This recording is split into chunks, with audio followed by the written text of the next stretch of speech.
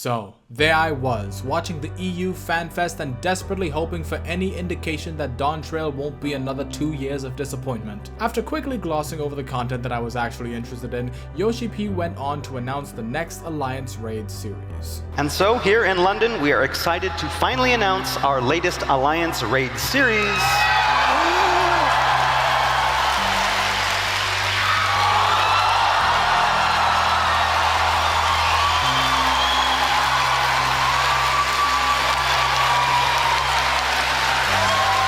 The crowd went wild as the next Alliance raid was announced to be Echoes of Vana'diel, based on 14's MMO senpai, Final Fantasy XI.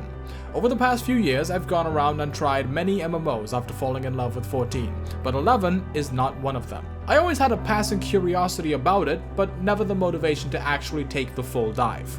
After all, this game is old, like older than WoW old. The only other pre-WoW game I ever played was City of Heroes, rest in peace. But with this announcement and the fact that outside of Top, which by the way I stream over on Twitch at these times, but anyway, outside of Top there is literally nothing to do in Endwalker that I actually care about for the next 8 months, I finally had that push I needed to give 11 a shot. And so, I downloaded the free trial and immediately set off on my adventures in Vana'diel.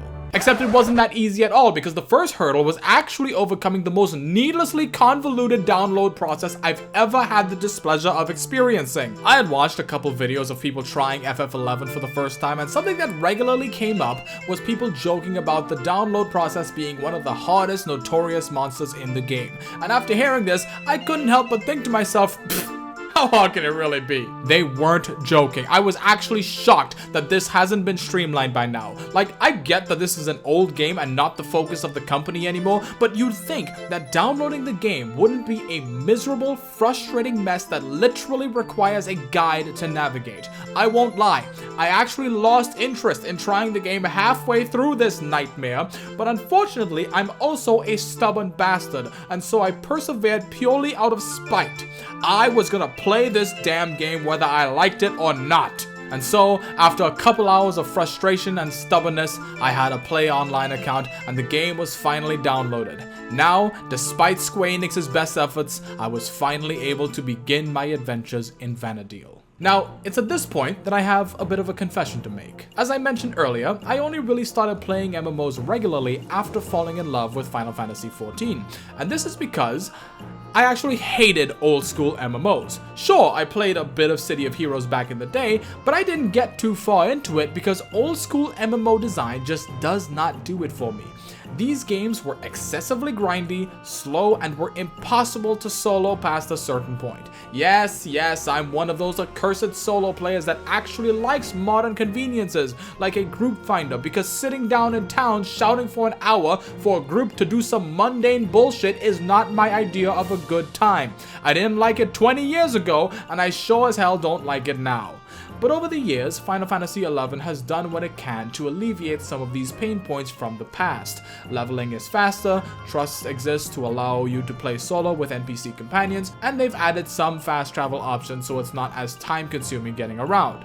But at the end of the day, this is still a 20-plus-year-old game and you are going to feel it almost immediately. The UI and controls in particular definitely take a while to get used to.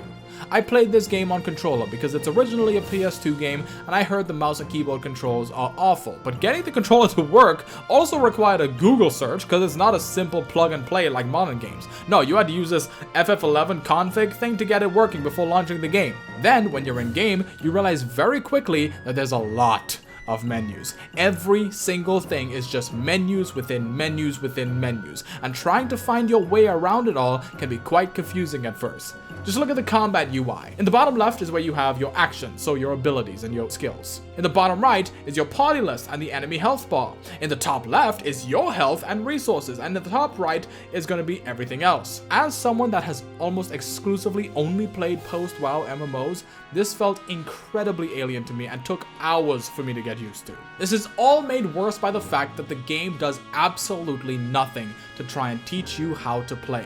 quest givers aren't going to have massive exclamation points above their head. The quest details are usually very vague, and the map isn't going to tell you exactly where to go. They've added a modicum of guidance via their Records of Eminence, which I think tries to introduce you to things and provides something resembling a goal for new players to strive for, as well as giving a good chunk of XP and gear to reduce the grind.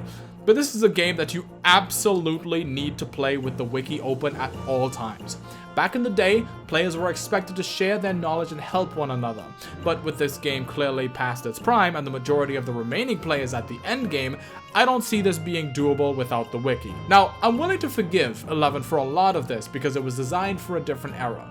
When this game came out, it was a genuinely novel experience to talk to someone in a game on the other side of the country, let alone the world. And so making the game virtually impossible to solo made sense 20 years ago. Still, even with this understanding, certain things did feel frustrating. This game loves to teach its lessons the hard way. For example, there are certain zones that require you to purchase the map. If you don't do this, you won't know where the hell you are when you're in these zones. I had a mission to go and get some drops from certain mobs in the Palboro mines, but upon entering, I realized I didn't have the map. But hey, I've got the wiki open right next to me, so I can probably keep track of where I am, right? So anyway, I got fucking lost in these mines for like 30 minutes after completing my mission. These mines were like a labyrinth with multiple floors and I couldn't even tell which floor I was on anymore. So I just ran around in circles, desperately trying to figure out where I was. It was also at this time that I realized that the only way to teleport back to my home point, aka return in Final Fantasy XIV or Hearthstone in WoW, the only way to do that is to use a consumable instant warp scroll that you can get very easily from any god in the city or by talking to this Moogle once a day. Of course, this knowledge was of no use to me now that I was already lost in these mines, and so my only option left was to let a mob slowly beat me to death so that I can teleport back to Bastok. I won't lie, I was tilted as all hell when this happened. But at the same time, after this, I also made sure that I always had a warp scroll on me and that I never ventured too far without a map. As pissed as I was, I can't say it wasn't effective at teaching me a lesson. I think it's stupid that I had to look this up via the wiki to learn about warp scrolls or the magical map vendor, but again, this would have been something that you'd likely learn from other players back in the day, so I can't say it's just outright bad. It's just outdated. As for the combat, it's about as slow as you'd expect for a 20-year-old MMO. At early levels, all you can really do is just select a target to attack and just watch your character slowly auto-attack them to death. Your autos grant you TP, which you can then use on weapon skills as you unlock them through grinding. While the combat wasn't particularly interesting in my limited time with the free trial, it does look like it can get pretty interesting at later levels. You see, each job can actually use different weapons, and each weapon skill is leveled separately, similar to something like RuneScape. As I mentioned, leveling your weapons grants you weapon skills. Each job has a maximum affinity with different weapons, but since you're able to swap equipment mid-combat, this means that you can use some of these weapon skills for different weapons. When I was looking ahead at what Samurai can do, I saw that they sometimes use spear skills because they have a decent score in spears. Obviously, this is all solved at this point and the meta has already been figured out, but if playing solo or with non-meta slaves, I can definitely see there being a decent amount of experimentation here if you so choose.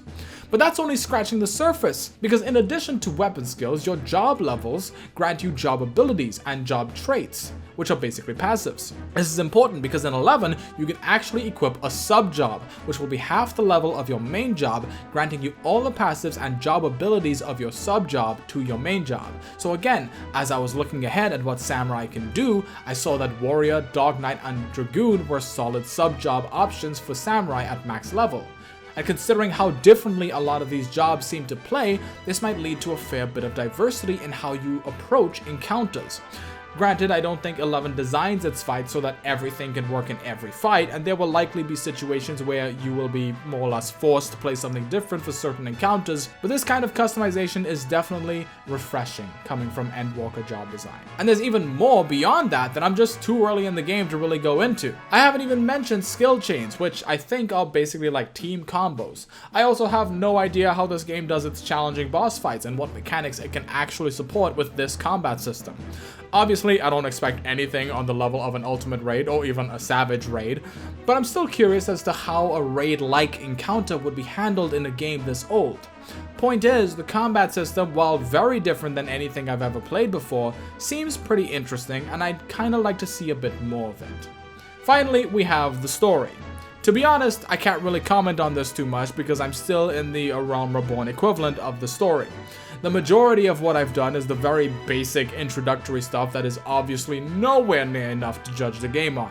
I've seen people say that 11 does have a great story though, and that it really picks up in the expansions, which is obviously nothing new to me. Obviously, the presentation is that of a 20-year-old PlayStation 2 game, so very basic cutscenes. To my knowledge, there's not going to be any voice acting in this game, at least not in any of the quests that I've done. But that doesn't make it bad, obviously. It's just old. I will say though, on the presentation front, the music is great. And so, after this 2-week free trial, how do I feel about Final Fantasy XI? I think, overall, I kind of like it, I think? It's weird because I can't actually say for certain. I want to play more, but I don't know if I actually want to go the distance and play through all the story content. This game is very old and has a lot of archaic design, but I didn't hate it, and it led to some memorable moments that I wouldn't have in any modern MMO. It's definitely an interesting game, and I can totally see how someone might have loved this back in the day when it was at its peak. And by the way, I don't want to make it sound like the game is dead. Even though I was obviously only in the starting areas, I saw a lot of people running around in towns and sometimes even out in the zones. Some of them were definitely multi-boxing, but most that I saw seemed like normal players. The game has also gotten some small story updates in the past year or so, and is apparently getting a new master trial or something in the coming months, which I guess is maybe this game's version of raids? I'm not entirely too sure, to be honest. The game is definitely past its prime, but it's still going and there's still people playing. However, the people still playing it are almost certainly veterans that have been playing it for many years now. Even if I were to take the plunge, I'd likely have to play the majority of it by myself. This would be fine if everything was actually designed for solo play, but I think I've seen some people say that some of the later story fights are tougher to solo. If it was tough in the sense that the mechanics are difficult and it's just a skill issue, I'd be more than happy to just bash my head against it until I get good. But with these old MMOs, it usually means just a stat diff. Either way, how easy would it be for me to get help during these moments? Do I have to sit there and shout in town for an hour like it's fucking 2002 again? Even if I do get help, does it go from impossible to trivial because the veteran comes in and one-shots the boss? Even if I get through the story, how difficult would it be for me to get into whatever makes up the end game? If I wanted to take on the current hardest fights, how would I even go about finding a group for that? I doubt they have as much of a bustling raid scene as 14 and WoW, so do I just not get to try that stuff because I showed up 20 years too late to the party? A lot of those issues would obviously be very, very far off for me, if I even got that far. But I can't help but think about these things when considering investing my time and money into a new MMO. Maybe the Alliance raid will breathe some new life into 11 and there'll be more new players running around to play with in the coming months, but that's probably wishful thinking.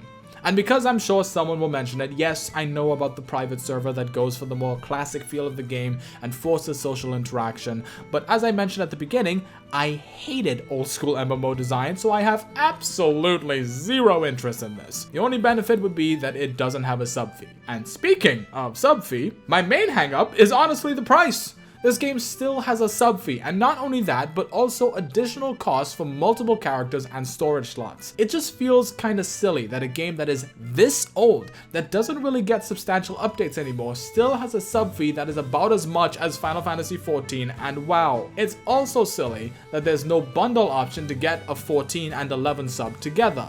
I get that they're different games unlike WoW and Classic WoW, but this is a 20-year-old game that barely gets updates anymore. I just feel like it's maybe time that they rethink the pricing of this sub fee. With any luck, that'll be announced at some point in the coming months because of this collab with 14, but I'm not gonna hold my breath. Anyway, I'm not 100% sure if I'll be continuing my adventures in Vana'diel. I'm currently leaning towards yes, and I'm just waiting for the next time the game goes on sale, which I think should be sometime in December. Again, it's not like Endwalker has much else for me to do, so I don't really see much reason not to. I just don't know if I'll stick with it long enough to actually reach the end game and see the best parts of the story. I guess time will tell. If this video does well and there's interest in me going through the game, that'll certainly push me towards playing it, so be sure to let me know if that's something you'd like to see, whether it's a stream or a video. Either way, thank you guys for watching. I hope you enjoyed the video. Big thanks to everyone still supporting me on Patreon. I really appreciate that. And as always, I will see you next time. Also, you should watch Free Rent now!